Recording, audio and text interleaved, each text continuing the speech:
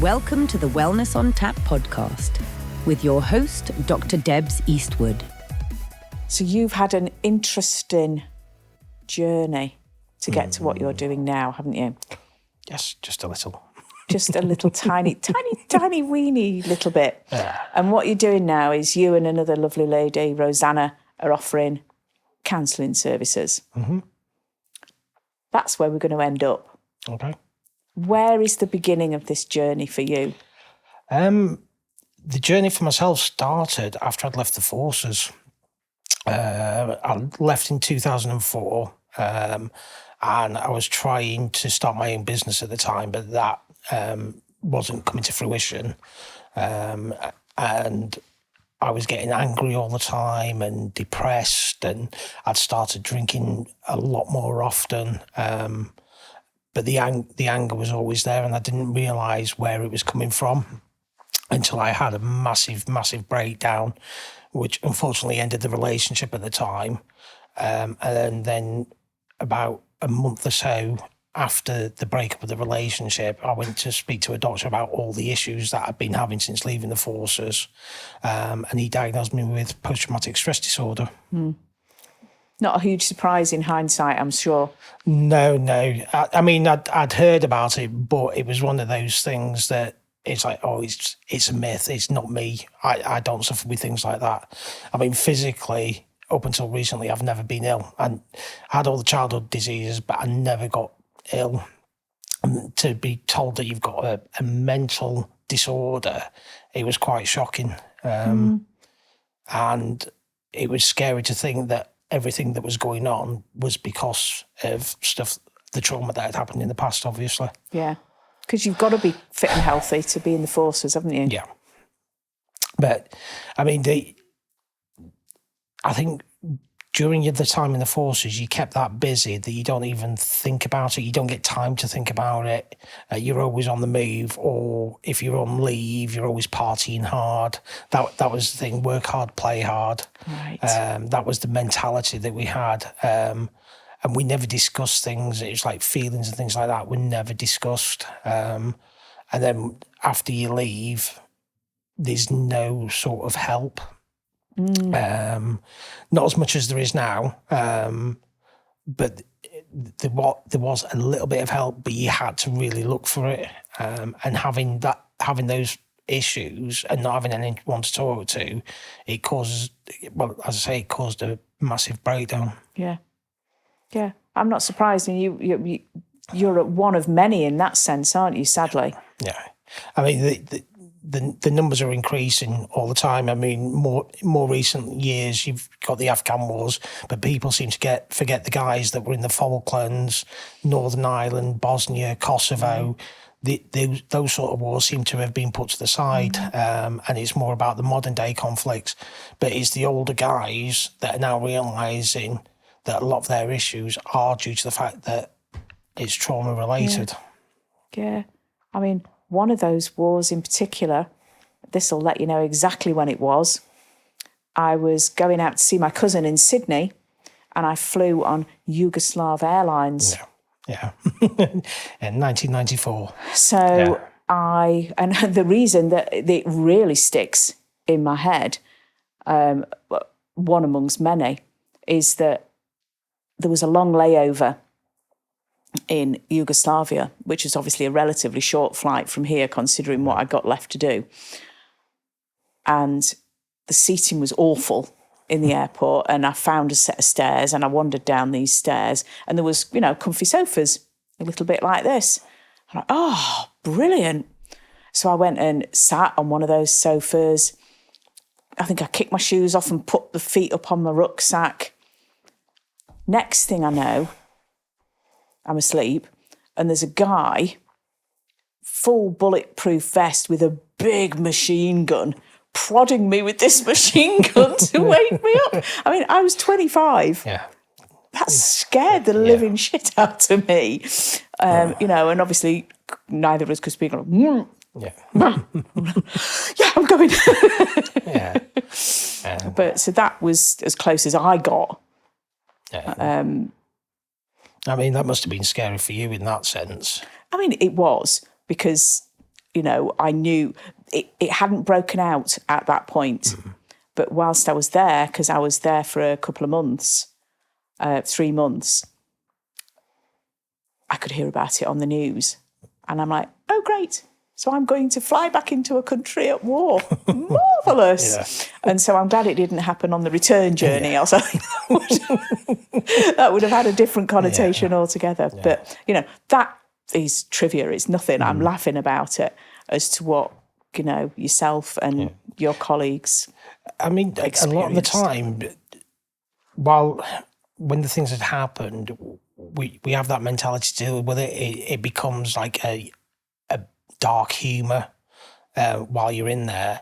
But it's, as I say, it's once you've lost that brotherhood, once you're out and you're left to your own devices, and they do leave you to your own devices, that's when the suffering starts. Yeah. I mean, some guys do stay in touch. A lot of us do drift apart, but then come together for Remembrance Sunday. And even on Remembrance Sunday, it's like we've never been apart, but it's the dark humour stuff. It's never actually, we never actually dealt with the issues as and when they happened. I mean, I'm not sure what it was like. It's like these days, but I can't seem to see that it's changed that much. Yeah. So when was it that you came out? I left in 2004. 2004. There's potentially plenty of time for it to change, but like you say, that doesn't necessarily mean it has, does it? No. I mean, there was a study that was done a few years ago. I mean, as you know, I was homeless on and off for 7 years. There was a study done, and it turned out that like 80% of the homeless living on the streets of London are actually ex-forces. And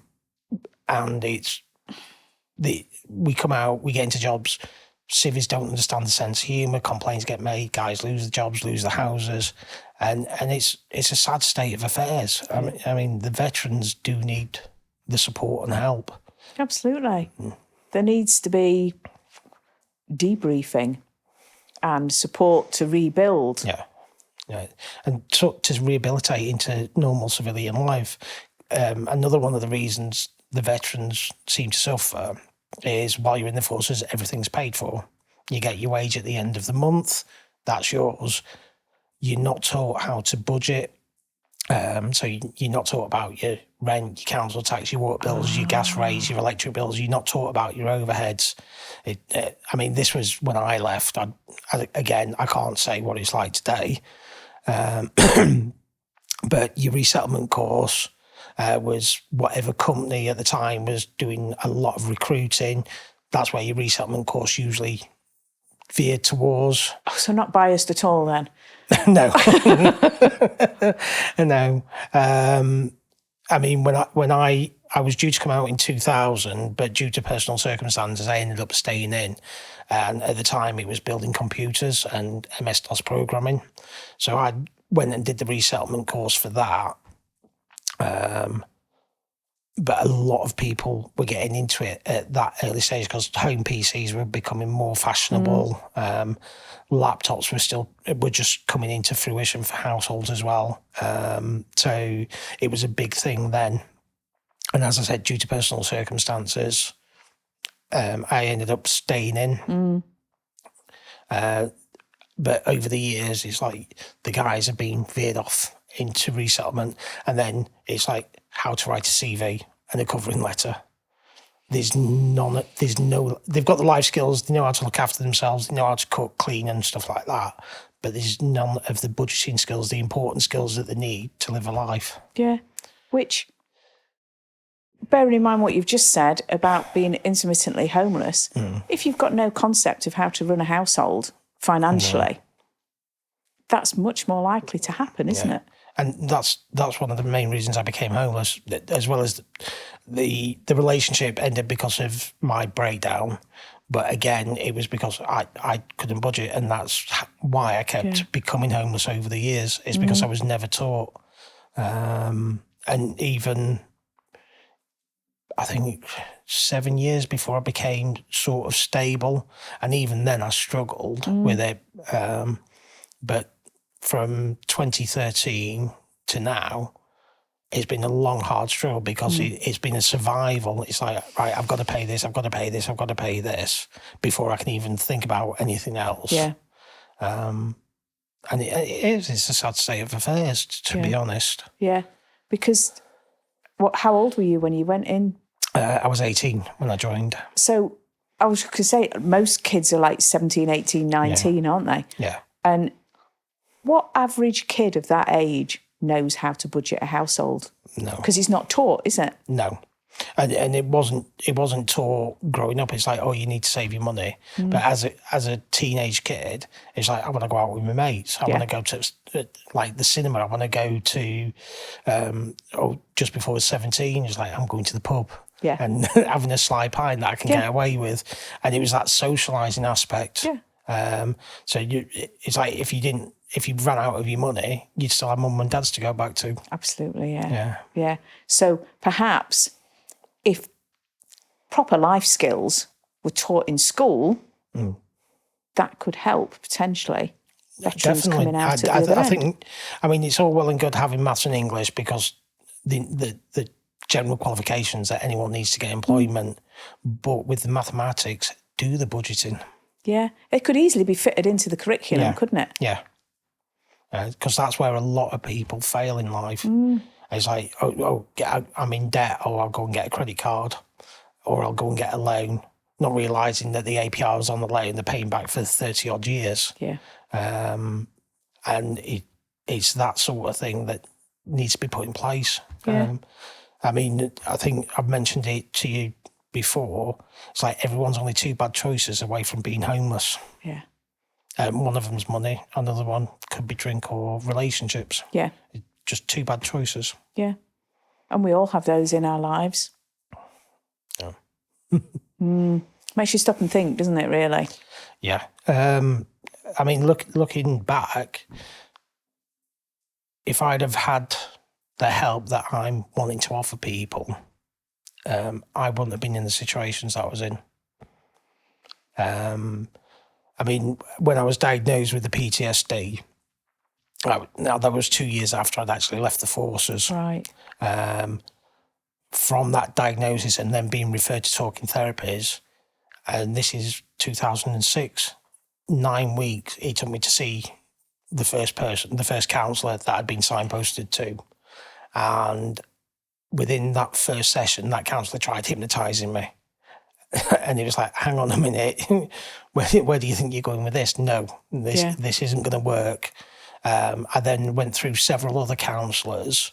There was CBT just coming into its fruition, which is widely used in the NHS now. That they just started it at that point. Psychodynamic, which is dealing with your childhood traumas, and right. And then it was a person-centred therapist that I saw. And we just sat like you and I are, having a chat and everything. And then it was like the first hour was done, went back the next week. By the time week 6 had come, I'd found out what most of my triggers were as to why I was drinking and everything. And it's like, if the others had done that, yeah, it might have helped. Or on leaving the forces, if that was put in place, yes, I wouldn't have then become homeless to get caught in that cycle. Wow. Because it is, isn't it?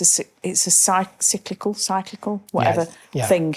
When you're in that sort of homelessness, can't get a job, can't get a bank account because I haven't got an address, and then where do I start? Yeah. And I mean, the other thing that I did do, and I must apologise to the women that I've hurt over the years, I got into relationships, but in my mindset at the time, I wasn't ready for that relationship because I was still in the alcohol addiction, and I'd still got, even though I was living with them for a short period of time, it was always their home, it wasn't mine. With you. So I was homeless.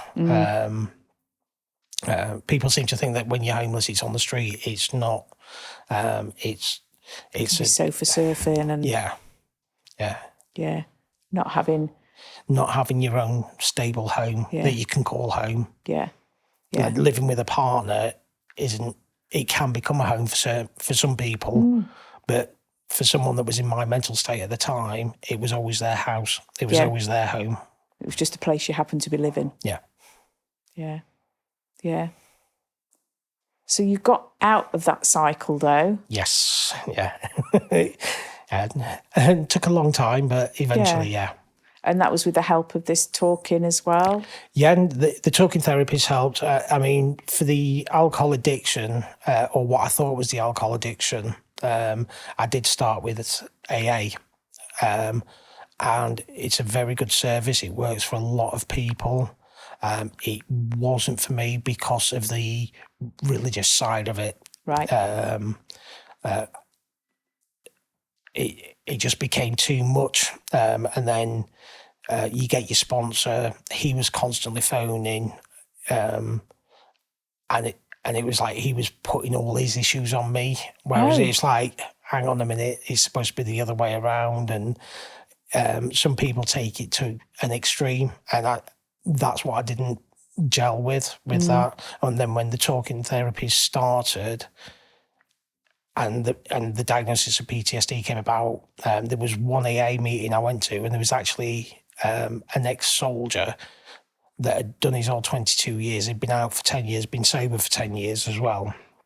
And his story just aligned with mine. Right. The feelings after leaving, the abandonment and everything else. He'd been homeless as well.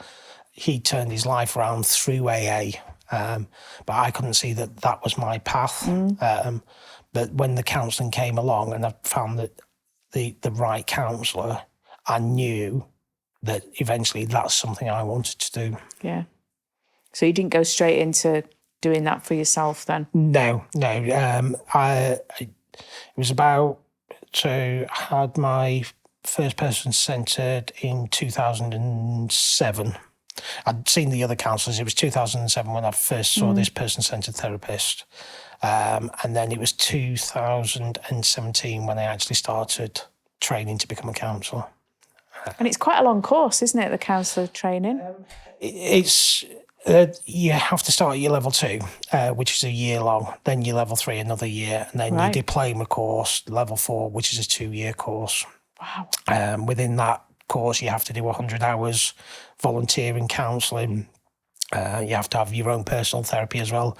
So, but within the course as well, you break into little groups and you have therapy within the class time as well. Yeah. So, and it's trying to learn the skills and everything, but there was things that came out then that I'd not realised with the counselling. So there was a lot of new stuff had come to light, and it was like, oh, well, hang on a minute. Where's this thought come from? Why am I feeling this? And yeah. And was it during that process that you met Rosanna? It was, yeah. I started my level 2 in 2017. That was while I was still living in the Leicester Ashford area. Due to personal circumstances, I got my cousin who was autistic. He came to stop with me for a year. He got into some trouble back in Rotherham, and he needed a breakaway, so he came and stayed with me. A year after that, I'd started again, but then I got custody of my daughter. And then in that interim where I had to stop learning, we actually moved from Leicester back to Rotherham. Right. She'd missed a year of her GCSEs, so the first year of her GCSEs due to she'd been living with her auntie who was supposed to be homeschooling her, and that didn't happen. Right, that's a shame. Where we were living, I'd tried all the schools to try and get her put back a year, because her, her birthday falls at the end of August. Okay. She's like a few days from the cut-off for the year, and I was trying to get her to restart year. Well, it was 4th year comp. Yeah, years, whatever year it is 10 nowadays, or 11 now. Yeah. And none of the schools would take her on, and I thought, what can I do? And because my family still lived in Rotherham, I thought, well, if I make a move back to Rotherham, I've got ties there. I could get her into a school. If I'm working, at least she's got her aunts, her uncles, and her grandma and grandpa available if I'm not at home. Anyway, we made the move to Rotherham. This was back in 2018. I then started the level 2 in Barnsley in 2019. Due to COVID, we ended up having to stop learning again. Yes. Because in that interim, I'd met someone in the period of moving back to Rotherham. We're now husband and wife. We had a wedding to plan for. We're planning to buy a house together at that time as well. And Rebecca, my tutor, she was just like, take a year off. Yeah. He's like, I've taken years off already because of this, this and this. I don't want... Like, just take a year off and start again. And then I started the level 3 and that's where I met Rosanna. And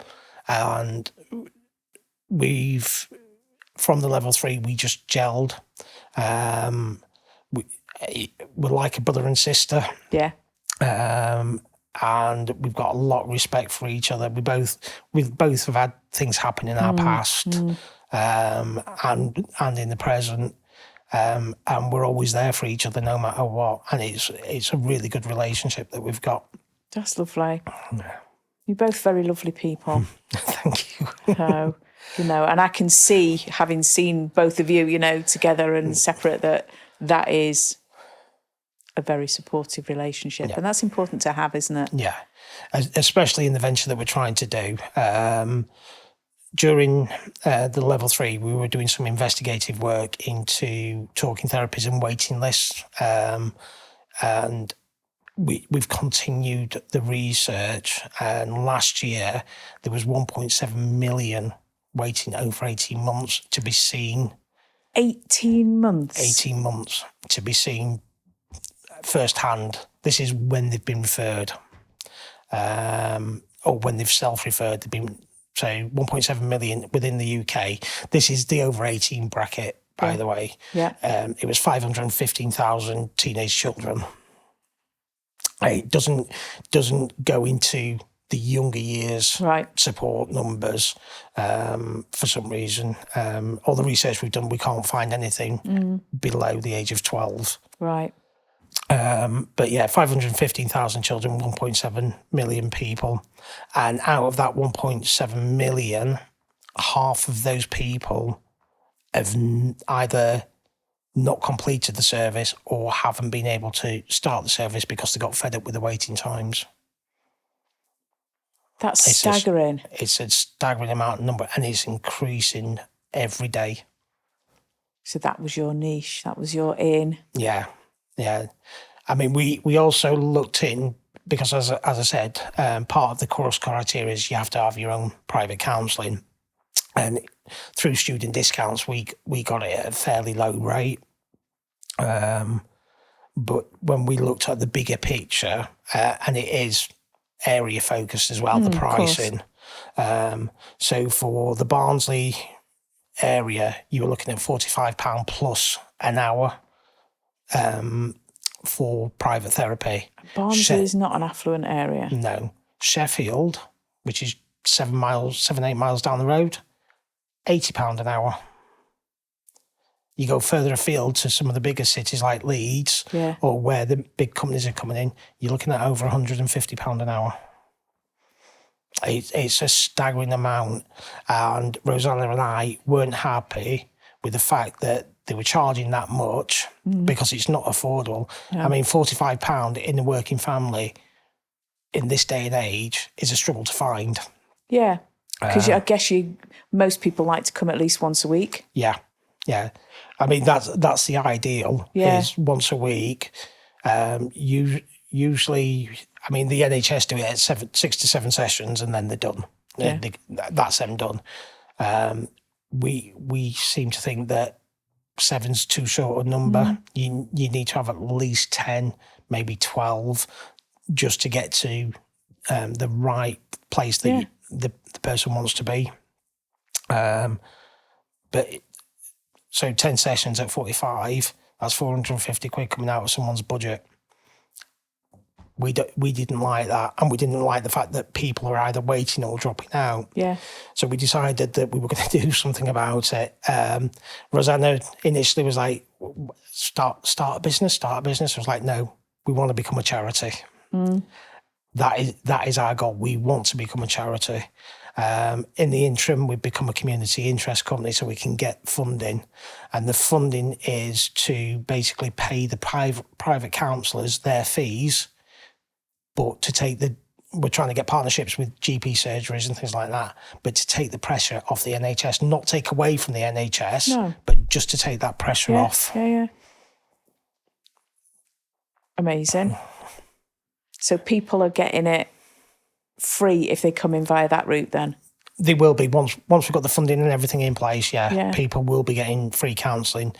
In the interim, while we're still setting up, one of the things that was heartfelt for me, but we've sort of extended it. So veterans, any veteran or serving member of the forces gets it for free no matter what. But we've now extended this to the fire service, the police force, and any uniform services, so ambulance, paramedics, doctors, nurses. I know the NHS has their own well-being, but a lot of the NHS staff don't know that they've got the option to choose. I can't remember what it's called, but if they want to choose private therapy, they can take their private therapy and then claim the money back off the NHS. No, I wouldn't have thought that's very well publicised. No. I mean, most wellbeing departments, I can only speak about Barnsley Hospital because that's where I work. They do have a wellbeing service. Yeah. I see things occasionally up on boards or on, hospital-wide emails and things like that. But if you don't see those, you wouldn't know. No. I mean, I went and tried posting some leaflets around areas, and it was the news centre that's opened in Barnsley. Oh, the Glassworks. The Glassworks Centre. And I think I got the most obnoxious receptionist I could ever deal with. I was trying to explain to her the situation. It was like, it's open to staff members, it's open to the public. This is what we're trying to do. And it's like, well, we've got our own. It's just like, okay. Step away from that. But I thought rather than going in person from now, I am emailing places to try and get partnerships with them. Yeah. Oh, I'd happily give me some leaflets and information and I'll take it straight to the wellbeing lead at Barnsley Hospital and say, lighten your burden, do what you can, you know, to help everybody. Yeah. I mean, that's the thing. People need to talk. People need to be heard. That's the key, isn't it? People need to be heard, and it's not happening. As I said, the NHS, there are areas that are struggling, and the mental health side is one of them. And I know it's not the staff's fault. They are on demand, overworked, and they just can't keep up with the numbers that are coming through. No. And this is why we want to get the partnerships in place, because everyone does need to be heard at whatever stage they're at. It's no use waiting 18 months for a problem that was back then. I mean, be it bereavement, be it trauma, cancer, which is close to me, as you know, as well. People need to talk at that moment. Within 2 weeks maximum from referral to being seen. 18 months, it's either gone one or two ways. They've either dealt with it and moved on, or unfortunately they've gone the other way. Yes. Yeah. I'm going to say that nothing in life stays the same. No. For 18 weeks, never mind 18 months. No. I mean, and whatever trauma they had at that time, if they've had more compressed on that, it's going to be detrimental to the mental health. Of course it is. And that's why we want to step in and go, right, in the meantime, before your NHS therapy starts, we've got this option. Yeah. And I guess some of those people will go on to have the NHS therapy, and others you'll have dealt with, you'll have fixed them, for want of a better. Yeah. I mean, there's plenty of counsellors out there looking for clients, but the price that they're charging, as I said, in this day and age, working families struggle to live. Yeah.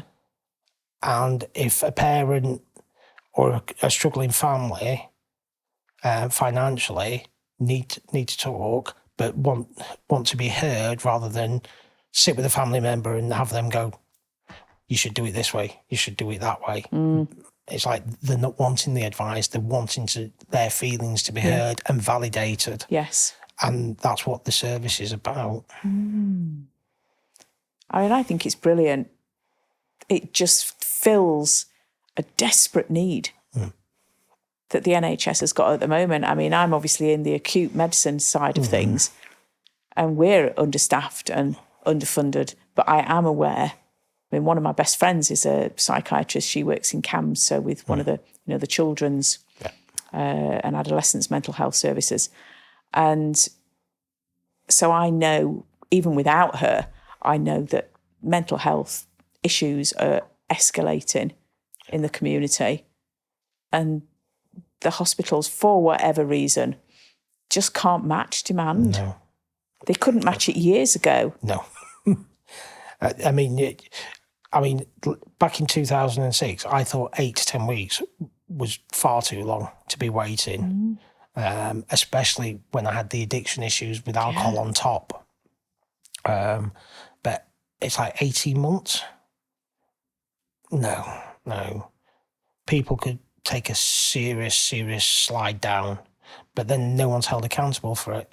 It's like, it's what it is. It's the system that's failing. It's the people running the system where it's failing. Yeah. And that does need to change. Maybe Sage will change it. You never know. All right. Might take a bit of time. Yeah. But all good things do. Yeah. I mean, I'm under no impression that this is going to be a quick fix solution. My plan for RDCS with Rosanna is to be similar to a hospital, have an all-in-one mental health clinic where people can come in for different modalities of counselling, whatever their preference is, hypnotherapy, EMDR therapy. We've also looked at like Reiki massage and things like that. So wonderful. A complete mental health wellbeing centre. Yeah, that sounds lovely. Yeah. And very needed, because I don't know of anything out there that's outside of the NHS that's purely mental health focused. No. I mean, the counsellors try and do a good job, but as I said, the costing, it's just too much for people. Yeah. And I like the idea of introducing the different modalities, because as you said, the first person you spoke to was trying to do hypnotherapy with the best intentions, I don't doubt. But that wasn't floating your boat at that time. No. And there will be other people that hypnotherapy will be exactly what they need. Yeah. Or maybe the Reiki, or I don't know, whatever it might be. Whatever they need for their mental health well-being, that's what we want to try and provide. And as I said, I'm not daft enough to know it's going to be done in a year. You're looking at 5 to 10 years. But in the interim, if we can take the pressure off the NHS, then it's a blessing in disguise. Yeah. On one of the presentations we do for the college, because we're looking at giving college students placements. So a class, roughly about 35 students, they've got to do 100 hours. That's 3,500 hours. 10 sessions per person, averaging. That's 350 people that could be seen. That's a lot, isn't it? Yeah. That's going to help. Yeah. And so you're trailblazing a new model, really, aren't you?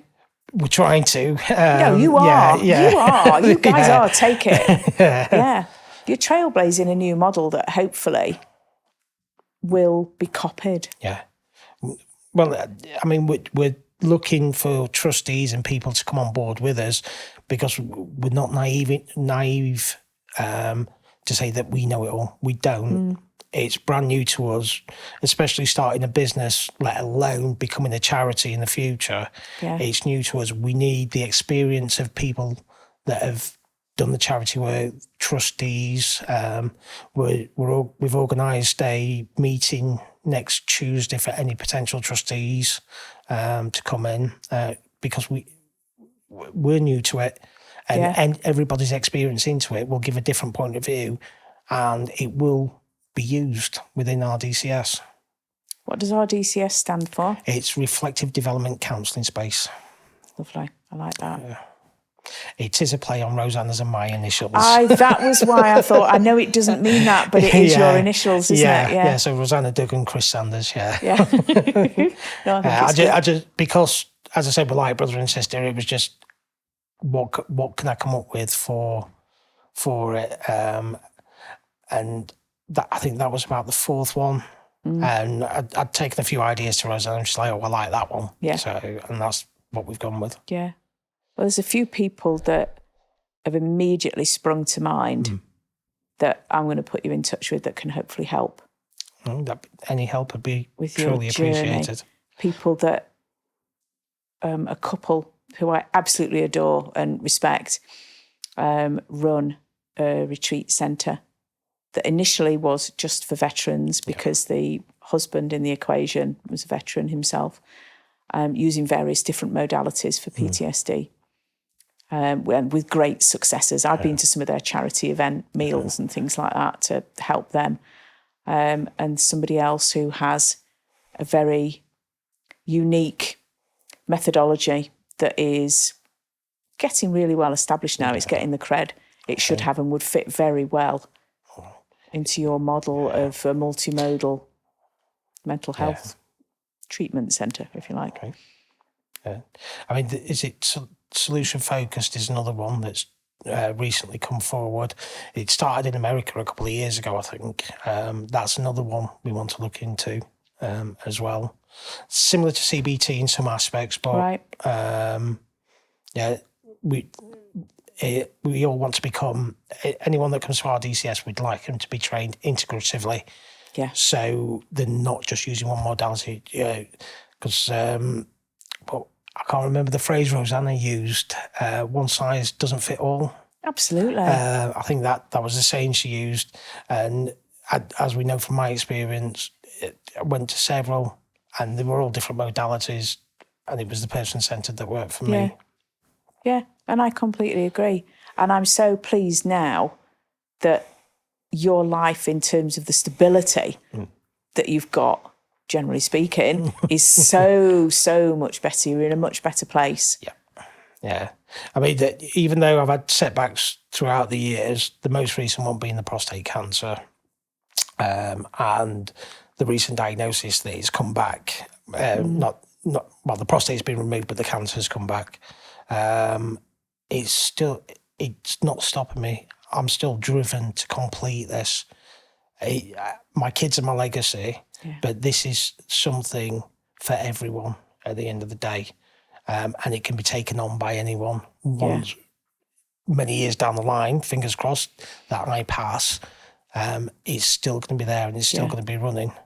Yeah, absolutely. And I mean, the fact you're already going into the colleges and getting them involved and making them aware of what you're doing, I'm sure as people graduate from the counselling course, they're going to want to come to you. Yeah, I mean, we are getting a lot of interest from students wanting placements with us. We've had a few of the students that have volunteered trustees roles. One student who's in the final year, I think she worked for Halifax or someone like that, but business, the business side of it, she's agreed to become our business manager. Wonderful. So I can then get on with the bigger plans. There'd be someone there to run the office. Rosanna and I will still be there to make the decisions. Rosanna wants to concentrate on the counselling side more. And we both eventually want to come, because we both have full-time jobs at the moment, as well as trying to do this, we want to step away from them. So our full attention is on this. Yeah. And so you should. And so how are you getting your message out there? Who are you talking to? So last year, before I graduated, I was put forward for an award ceremony within the college. Congratulations. Thank you. And I didn't know my story had been put forward. My tutor, Rebecca, had put my story forward, and it was about things that had happened prior to me joining the army, things that had happened while I was in the forces, and then the homelessness and the addiction afterwards, and then building my life back up. So I was put forward for the Overcoming Adversity Award, which I successfully won. Yeah. And then there's a lot of other awards throughout the night as well. I think there was about 14 or 15 in total. And then the principal and a group of people get to choose who gets to win the principal award. And lo and behold, it was me. It was funny. I wasn't expecting it. I was sat on the table with a guy called Jason and a lady called, I think her name was Alyssa, from Next. They sponsored the prize money for the Overcoming Adversity Award. And I've done some work with Jason after for my other job in the lighthouse. Right. So there was those two, Rebecca, my tutor, my wife, my son, who was visiting from the Navy, come up for the award ceremony, and my stepdaughters. And I'm talking away to my son, and my wife and my tutor both spun their head round at once, because it was the lead up to the principal award. It's like, it's talking about you. I was like, no, it's not. Don't be daft. And I carried on talking to my son, and my son looked at me and went, Dad, he's talking about you. It's like, nah, don't be silly, it's not me. And then my name came up and spotlight came on. It's like, what? Hey! And I'd won the principal award. But then from that, a gentleman called Luke Watson from the Barnes and Media team, he'd been in touch with a guy from BBC Radio Sheffield who also does stories for Look North. And they said, oh, we think your story and your background and what you're doing is such an achievement and it's a feel-good story and we'd like to get it out there. So we ended up doing some pre-recorded stuff for Look North. And then on Blue Monday this year, I was asked to go to BBC Radio Sheffield and do a radio show. Again, I got there, I thought, oh, it's pre-recording. Get there for 5 to 7 in the morning. It's like, do you need a drink? No, I'm fine. Can I go to the toilet before I go, please? Yeah, that's fine. Yeah, you've got a couple of minutes. You're going live in like 5 minutes. It's like, what? What do you mean I'm going live? I thought it was pre-recorded. No, you're live this morning. So there was that. And as I left that interview, I got a phone call from the TV studio in Leeds inviting me up for a couch chat. I was like, okay, I'll go for that. And then as I was leaving, I was getting pings on my phone. It's like, just seen you on Look North, mate. Just seen you on Look North, mate. Well done. Didn't realise you'd gone through all that stuff. And it's like, what do you mean? I'm going up there this afternoon. But they'd done the snippets throughout the day, as well as the couch chat. And then since that, I was on the Late Show on radio the other evening. And I've also been on the Greatest Hits as well. So, it's absolute star then. Yeah, but I mean, it was a shocker for me, to be honest, because it's my story. I don't think anything of it. It's just a series of events I've gone through in my life, and it's like, and I think the reality hit when the Late Show got in touch, and it's like, wow. I didn't realise my story was that powerful for people, that things can be overcome, you can change your life around. And I never thought it as an inspiration for people either. To me, it's my life. Yeah. And that's probably why they want to talk to you, because not only have you overcome all this repeated shit that's been thrown at you in different formats, is that you're so humble about it. I don't know where that comes from, to be honest. As I say, to me, it's just my life. Regardless of what happens or what has happened, it's made me the person I am today. Yeah. And I wouldn't be doing RDCS without it. As hard as some people might think it is, I think after my story went out on the BBC website as well, I'd got an auntie that I'd not spoke to in many years. She got in contact with me saying, I didn't realise you'd gone through all this. Why didn't you come and talk to us? And it's like, well, I was going through it. There's nothing you could have said or done that was going to change it. But it doesn't define me anymore. No. I don't dwell on it anymore. I know what the plans are for the future. And I know what I've got to do today to get there. There's a phrase I use quite often, And it helps a lot of my clients as well. And a lot of the guys that I support at Lighthouse Homes, it doesn't matter how long the journey is. It doesn't matter the size of the step you take, as long as you're taking it in the right direction. Yeah, I would agree with that. I mean, the guys that I support in the Lighthouse are homeless. They do have addiction issues, or they're recovering from addiction. And when I've said that, they come in and they see me, but when they've heard my testimony, it's like, man, I didn't realise you'd gone through all that. It's like, well, it's they're going to listen to you more, aren't they? Surely.